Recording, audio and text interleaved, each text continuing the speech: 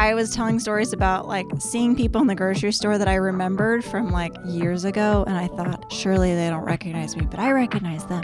Do they recognize me? I don't remember their name. Oh crap. Do I make eye contact with them? Do I talk to them? I don't know. What do I do? And then just like running away from people. Welcome to the podcast with Kilee Nichols. I'm Kilee, founder and CEO of the life-changing accessories brand Nickel Suede and the successful style blog Little Momma. I made the unlikely transition from stay-at-home mom to founder and entrepreneur. It takes a lot of courage to make a change like that, but I love the growth and the confidence that's come from stepping out of my comfort zone. This is the podcast for people who want to be inspired to be brave, to take a chance, and to change their life. I'll be sharing stories and actionable takeaways about working with your spouse, being a working mom, starting and growing a business, confidence, motivation, and more. So get ready to get inspired and to get started with Kilee Nichols. Hey guys, welcome to the podcast. So glad you're here. I'm excited for another episode today of With Kilee Nichols. Today we are going to be talking about something that is near and dear to me. You might know me from Nickel Suede, the business that my husband and I started about 6 years ago. And if you listen to an earlier episode, we talked about the beginning of that and how that started, how leather earrings came to be our thing, how we run a jewelry company, how we have multiple stores and a headquarters, and we've grown our business. But I think there may be a lot of you who also know me from before then, and maybe you found me on Pinterest. Maybe you found me because of our son Rush, who was born with a cleft lip and a cleft palate. Maybe you found me because of our 5 kids. Maybe you found me because of a blog post I wrote on a miscarriage. So there are a lot of other things that I have done or experienced before Nickel Suede, and a lot of that was captured in my blog. So my life pre-entrepreneur was actually running another business, which I still run, which is my blog called Little Momma. So today I wanted to talk about my blog and kind of how that got its unlikely start. My life is definitely not, I think like most people's lives, not gone the way that I anticipated. And blogging is just another one of those places that I didn't anticipate, but I've loved how that's turned out. And so wanted to share that backstory and also some tips, takeaways of, what I love about blogging, what I would recommend about blogging, even starting a business and how I think, blogging and businesses are related.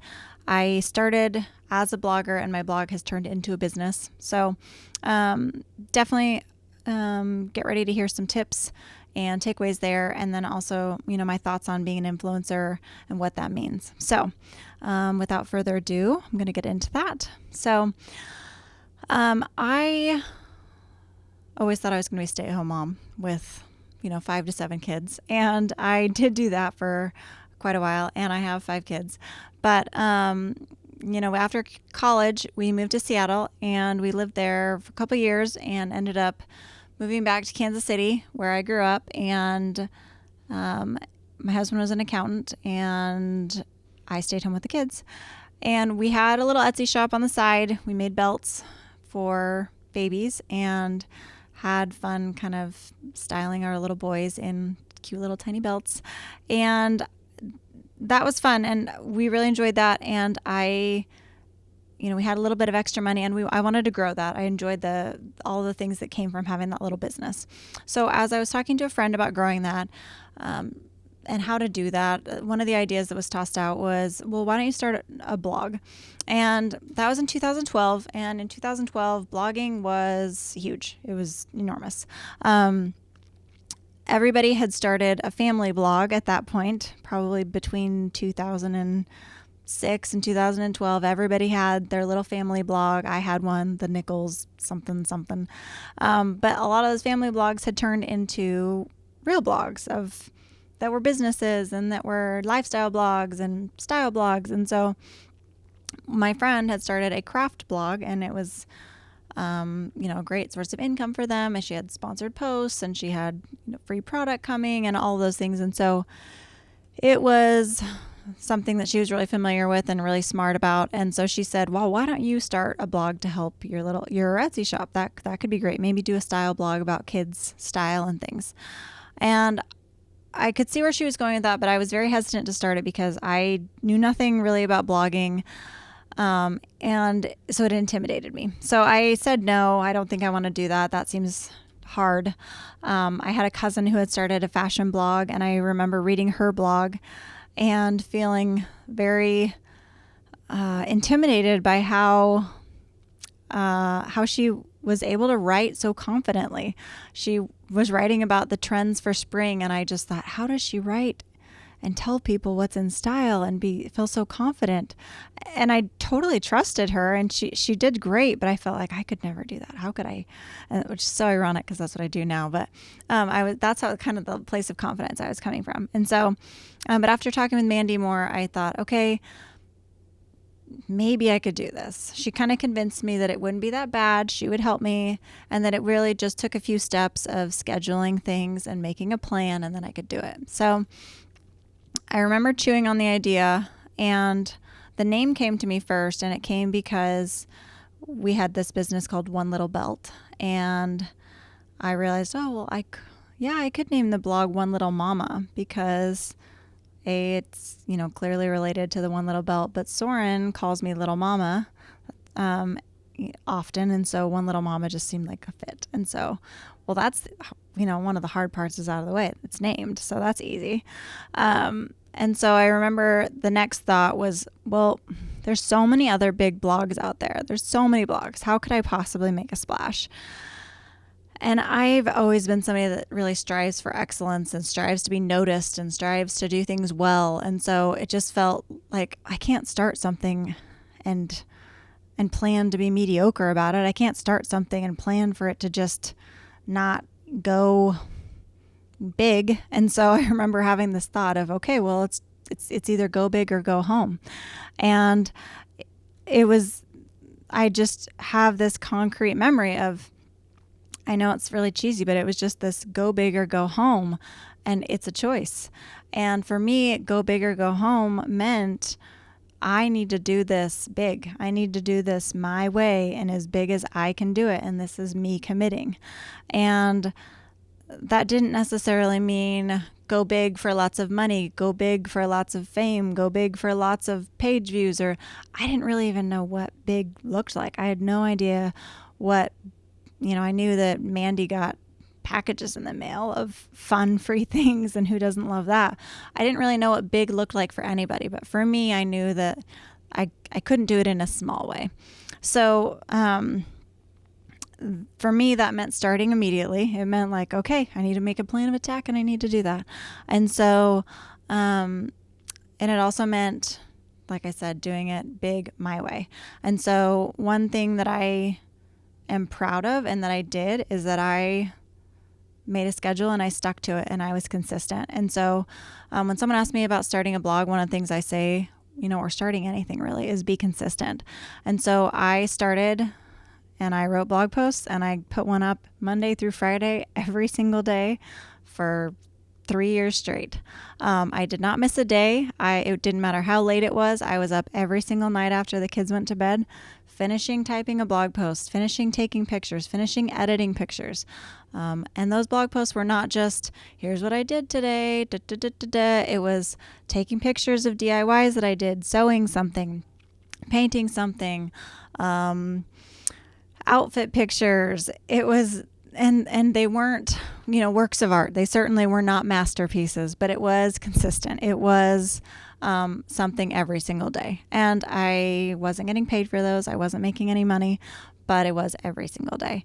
And I really believe that consistency is what built so many things about me and my ability to really continue as a blogger. So really consistency and steadiness and sticking to a schedule, I think, is so important. Also, whenever anybody asks me about, they're starting a blog or starting this or starting an Instagram account or starting a business, I would always recommend start now. Don't wait. And that's something I also did as soon as Mandy said, why don't you start a blog? like it was a very short amount of time where it took for me to become convinced and to just get going and do it. Because time goes on anyways. And, 2012 was 7 years ago. And I am so glad I started then because of all of the things that have changed about me since I started. One blog post has gotten me to 1,200 blog posts. And I'm so much more proud of the blog post that I put up yesterday than the one I put up, 7 years ago. But I couldn't have done that if I hadn't done that first one. So starting now will get you where you want to go. And the other thing is that you can't guarantee the results, but it's worth it for your own growth to get started and see where it takes you. So you don't know, how successful your blog or your business is going to get, but it will take you somewhere. To be consistent, to start something, you will have some good results come from it. So starting. The other thing that I did, I kept going. I was consistent. It took me about a year to make my first $100. I made $100. I think it was from Google ads on my sidebars, from page views. And like I said, that really wasn't my goal. I was proud of that. I was really happy when I got, a free shirt or a free this or that. It really was just exciting to be working on something and to have something I was proud of that I was doing. I love learning, and so it was fun to be going to conferences. I took lots of notes at those conferences. I came home. I spent lots of time with my mentor, hours and on, afternoons full of just getting critiques, working on things, changing them. And I really think that those hours working with my mentor and going to conferences and using those notes, implementing things that I learned to become better. It made my blog better. Did it make it fantastic? Did it make it the best blog out there? No, there are still blogs that are way better than mine. But I do think that it made me a better person to have gone through those exercises. And it also allowed me to, it allowed me to become better for the next business that we created. So blogging, I tell people, helped me learn the importance of social media. It helped me learn the importance of marketing, helped me learn the importance of brand. And all of those things have really helped us with Nickel and Suede and kind of being able to approach having a business where we sell retail goods to consumers in a different way. So I'm really proud of all of those things that I learned from that side of things because they have helped me see things in a new way as an entrepreneur too. So that's kind of how I started blogging and how I kept going. That was probably the first 4 years maybe of blogging was really just, this is fun and this is building me up. This is confidence building. This is cool. And then I was kind of like, but why was I doing it? I spoke a little bit to this idea of, why I really wanted to add value to the people that I was talking to the people that I was blogging to. So as I was blogging, I was telling stories about myself. So I was blogging about my kids. I was telling, showing their style with their little belts, and that was helping the business, our belt business, a little bit. And I was showing my personal style, but I was also telling stories about myself. And I was telling stories about how I was in the grocery store and I was sorry, I have to ask my video guy because we already recorded this once and I can't remember if I already told this story. Did I tell the story already on this cut? On this cut. Okay. Sorry, I just have to go authentic here, guys. I'm like, did I tell this story yet? Okay. So on this cut, all right, back on script. So, I was blogging and I was finding that the things that resonated most with my readers were these authentic stories. So there's some authenticity for you. where I was telling stories about like seeing people in the grocery store that I remembered from like years ago. And I thought, surely they don't recognize me, but I recognize them. Do they recognize me? I don't remember their name. Oh crap. Do I make eye contact with them? Do I talk to them? I don't know. What do I do? And then just like running away from people. And I remember blogging about that. And I think the title of the blog post was something like, I think people don't remember me. And having the comments that people left on that blog post being so like uplifting and hilarious, because they said, oh my gosh, I do this too. I don't know what to do in that situation either. And it was such a vulnerable, awesome conversation that got started, because people were feeling like, yes, I am that way too. I get, we're the same. I get it. And so some of these like authentic, awesome conversations started happening on my blog in the comments, and I loved it. And so that really was what kept me going as a blogger, where I felt like I love sharing my style. I love sharing the trends, but I also really love sharing these honest, raw moments. I had a miscarriage and it sucked. It sucked so much. But I remember going to the hospital and being like, oh my gosh, this can't be happening. This can't be happening. And then it happened, and then being like, ugh, I have to blog about this. No. But I had already created this history with my readers that this is who I am, and I have to share these things, and not in like a way that I owed it to them, but in a way that like, I know that this helps people, and I know that who I am is somebody that like I want to help people. And it helped so many people when I shared my miscarriage story, and I needed to do that. And I got so many people commenting and writing me and saying, oh my gosh, I miscarried and I went back and I read your post and it helped me so much. So that was what kept me blogging and kept me going. And I really found that was where the true value lied in that community, or was in that. And I felt like I was so fortunate to be in that space, and I wanted to keep walking this line between inspirational and honest and attainable. And I could see that, like, you can't be, with Instagram, you can't be too honest and too messy, because people still want to see beautiful things and they still want to be inspired. And so there's this fine line to walk. And so that's kind of been my philosophy, that I've been kind of wanting to go down and walk this path of like inspirational, but also attainable.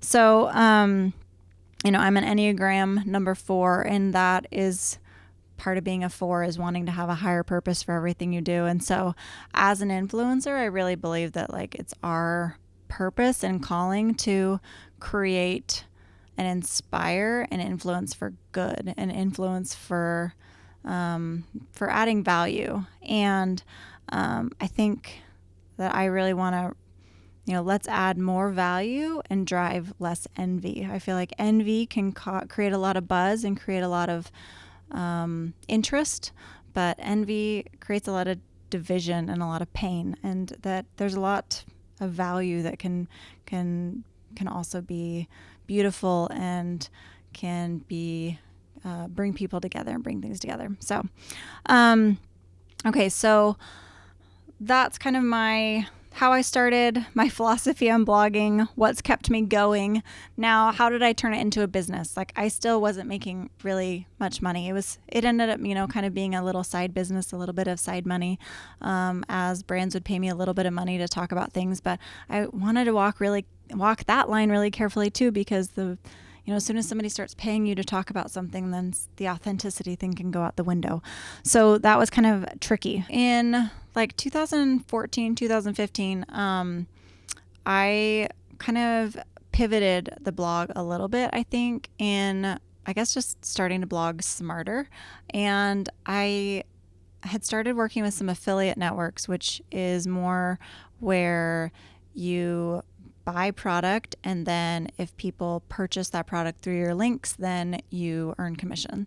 And that actually felt more real and more authentic to me than being paid to promote a product, because I was able to buy product that I liked, and then if somebody else liked it too and they bought it, then great. I earned a little bit of commission from it, and it was kind of a win-win for both parties. So I started kind of going that route in my blogging, and I started to also notice that I wasn't serving my readers very well as far as helping them with shopping, and although I was kind of a style blogger. So I told you that I was shopping, or I was a little bit doing kids style, but I was really heavily doing my own style at that point. I was really enjoying getting back to showing what I was wearing and showcasing my own personal style. And a lot of that came from thrift stores. It came from, sale racks. It came from really unique combinations of things that I put together from different places that I found. And what I realized is that as a style blogger, that was incredibly hard to replicate as from a reader standpoint. And so I started to change the way that I shopped because I wanted to serve my readers better.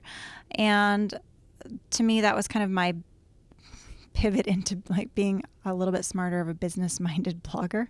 And maybe it was really, that would have been really obvious to another blogger, but that was just kind of my journey, my growth at that point. So I started investing more in clothing, and I started spending more on clothes. And the more that I spent, the more that I bought clothes that were currently available, the more that my readers were able to shop and spend money on those links. And I learned that everything that I wore really needs to be in stock and available for people to buy. Now, I could also link items that were similar, but it really was hard because most of the time people expected that what I was wearing, they could also go buy if they wanted to. And so I started just really investing in brands that I wanted to work with. And so I wanted to work with Nordstrom, so I started buying more things from Nordstrom. I wanted to work with J. Crew. I started buying more things from J. Crew. And so the more I started behaving and wearing things from the companies that I wanted to work with and that I admired, and the quality that of clothing that I really liked and wanted to stand by, the more that I was able to start helping my readers in better ways, and kind of I was authentic and they trusted me because I was real with them. And then I was also able to start recommending items to them that were really good items and really good quality things. And so having invested readers who trusted my authenticity allowed me to start also recommending really good items to them and continue to earn their trust. So Nickel Suede started in 2014 as well. And we were really fortunate that I had my blog at that point and I had so many readers at that point because when we started that business, I instantly had a group of customers who already trusted me, who already loved my style, who already knew that whatever I recommended to them would be a great thing. And so they instantly adopted and wanted to try our products. And so that is how we were able to replace Soren's income and get such a great start for our business. So I'm super thankful that I was able to cultivate that great foundational, authentic base with my readership, and then able to use that to help provide for our family in multiple ways. So now One Little Momma continues to go on. I'm really proud to say that One Little Momma is now its own business. It's an LLC, and it does have its own employee. I recently was able to hire an assistant to help me there, and so it's going to continue as its own website. It's going through a rebranding right now, and I really want to continue to use that as a place where I share things that are authentic to me as a mom and me personally, my own style, my own the trends that I'm seeing and things that I love, because that fills me up. I love that. And I think that that's something that can continue on. And then I love having that support Nickel Suede. It can also be behind the scenes of our family. And it still can earn an income and help readers in all the ways that it's done in the past. And also continue to evolve. So I guess I want to wrap this up. But I just want to say that I am so thankful for the start that blogging got me and the places that it's taken me. So as a blogger, that's kind of the place that I've identified myself for so many years. And now I find myself kind of transitioning into this entrepreneur and CEO. And that's where this podcast comes in, where I feel like, oh my gosh, I wear so many more hats now. There's so much more to me. But blogging has had such like a dear place in my heart, and a place where I really do love to share my style and my home and my family, and has taught me so many things. So that will continue, and I love that. And if you want to get into that space and get into that influencer space, I still highly recommend it. There's still place in there for new voices, more authenticity, more, unique voices and unique selves. I think the more people who step into that place and aren't afraid to be themselves and aren't afraid to work hard, will find success there. But I also feel like you can take some of these takeaways, like starting now, staying steady, being authentic, and being unique to yourself, and apply those to anything, including starting a business, and find a lot of success. So anyways, I hope those things are helpful. I would love to hear if any of this advice or what piece of advice today resonated with you. So leave it in the comments. Feel free to share, like, and subscribe, and we'll see you next time. Thanks for listening today to With Kilee Nichols. Stay tuned next week for another episode. And if you can't wait until then, you can find me at onelittlemmama.com, MOMMA, for beauty, our family, style tips, and more. And you can find my business at nickelandsuede.com with the and spelled out. Thanks again. We'll see you next time.